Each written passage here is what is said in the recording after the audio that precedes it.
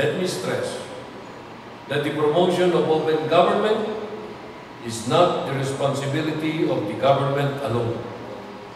It is equally part of a collective mission that demands the participation and collaboration of all stakeholders. Sa pangunguna ng Department of Budget and Management, nagsama-samang ilan sa mga malalaking pangalan mula sa pamahalaan at civil society sectors para ikampanya ang halaga ng isang open government para sa nalalapit na pag-host ng Pilipinas sa Asia and the Pacific Regional Meeting 2025.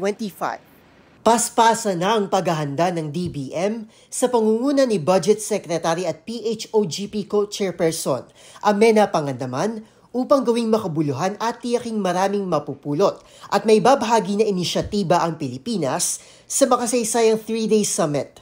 By bringing together high-level government representatives, civil society leaders, policymakers, as well as our global and regional partners from across the region, we will be able to exchange insights, experiences, best practices, and progress on open government initiatives that will create bold impact for the benefit of our people.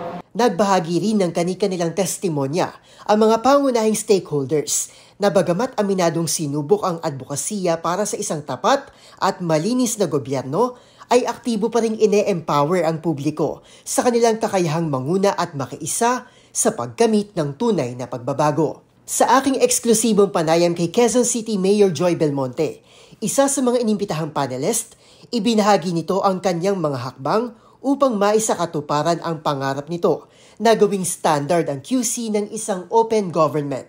Well, napakahalaga para sa isang leader na meron tayong succession program or succession plan.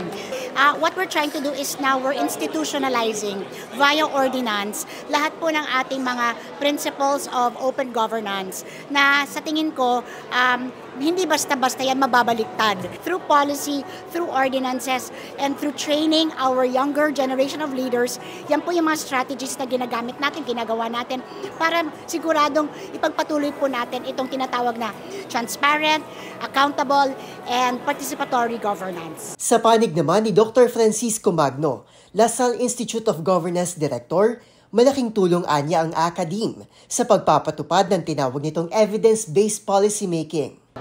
Universities, academe, we always work with data, we study data.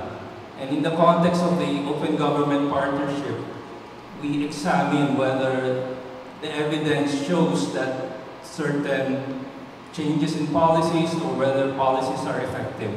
Isa ang Pilipinas sa founding members ng Open Government Partnership at patuloy na nagtataguyod ng isang transparent na pamamahala mula pa noong 2011. Ang misyong ito ay kaakibat din ng layunin sa ilalim ng Philippine Development Plan hanggang sa taong 2028. Gaganapin naman ang Asia and the Pacific Regional Meeting sa darating na Pebrero. Para sa MBC TV Network News, ito si Arnold Herrera ng DZRH TV. Una sa Pilipinas, una sa Pilipino.